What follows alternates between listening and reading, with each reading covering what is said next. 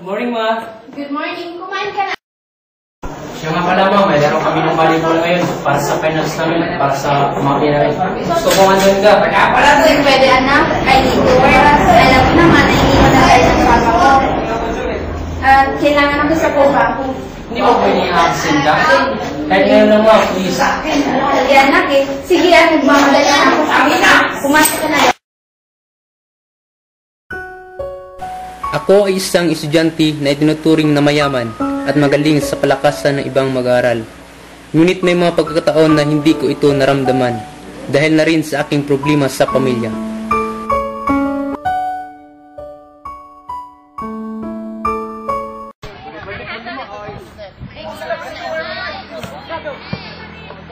Mga parts, galingan natin para manalo tayo. Marvin, halika na! Hoy, Marvin!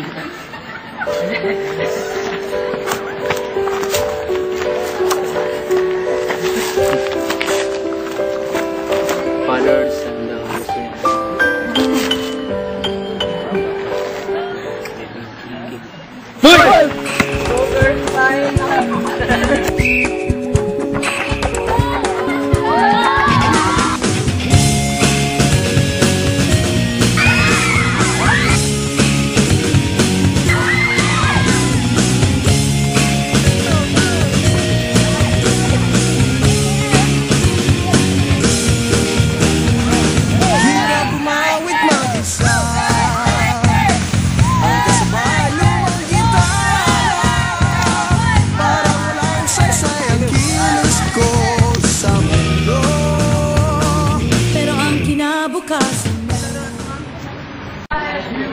Trip!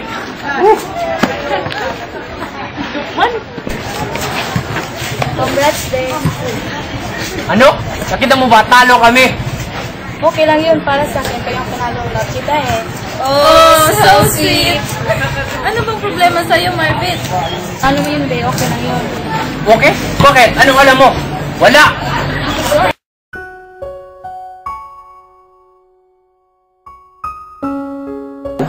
Class, dismiss. Goodbye, Mr. Cristo. Thank you and may God bless you, sir. Goodbye, class. Mga pare, huwag kayong malungkot. Celebrate pa rin tayo kahit hindi tayo nanalo. O ano, kating tayo? Sige po! Doon tayo sa Patangdalain. At tara! Sige. Sige! Nakita ko na, Marvin. Saan naman ba kayo pupunta? May pasulit pa tayo bukas, makakasama yan sa inyo. Bakit? Shootan lang naman kita. Huwag mo akong paliwan, pwede. Buhay ko to. May ka nga dyan.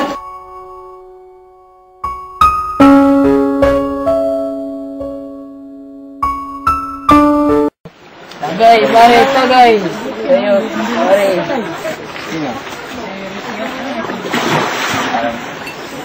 Teka. Alam niyo mga pare, kaya tayo natalo sa volleyball. Na hindi kayo mga marunong.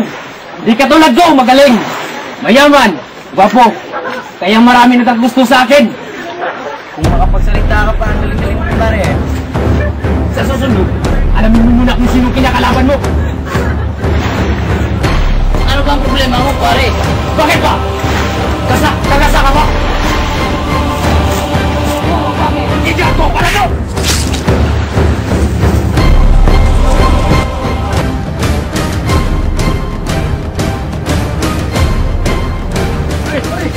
Tulungan natin! Galing natin kita! Tulungan sa'yo, bro!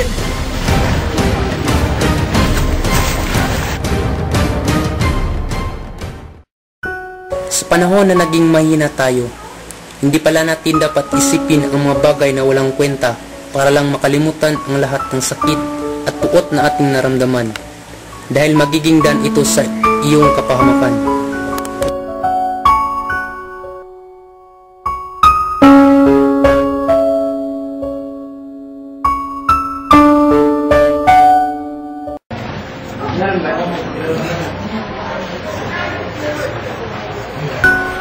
Anak, ano bang problema?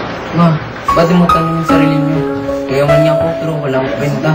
Sorry kung naging busy ako. Ayaw ko lang matala ng ginawa ng papa mo.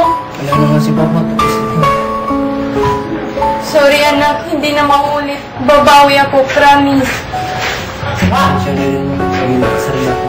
Sorry, anak. Pare, sorry, hindi ko akalain na abot tayo sa ganong sitwasyon. Pasensya na talaga, sana mapatawad mo ako. Pasensya na rin pare. Naging mayabang ako sa mga oras na yun. Huwag kang mag-alala. Hindi kami magkasampa ng kasulaban sa'yo. Di ba, ma? Oo. Tita, pasensya na talaga eh. Hindi ko akalain na abot kami sa ganong sitwasyon. Okay lang yun. Basta huwag niyo na yung huhulitin. Wala pare.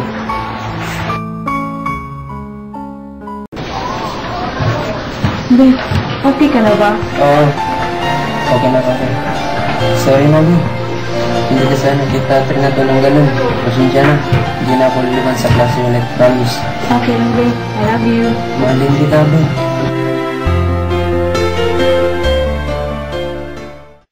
Excuse me? Hindi masyadong malalim ang sugat ng pasyente at wala ring vital organs na natamaan. So, pwede na siya makapaglaro sa susunod na buwan?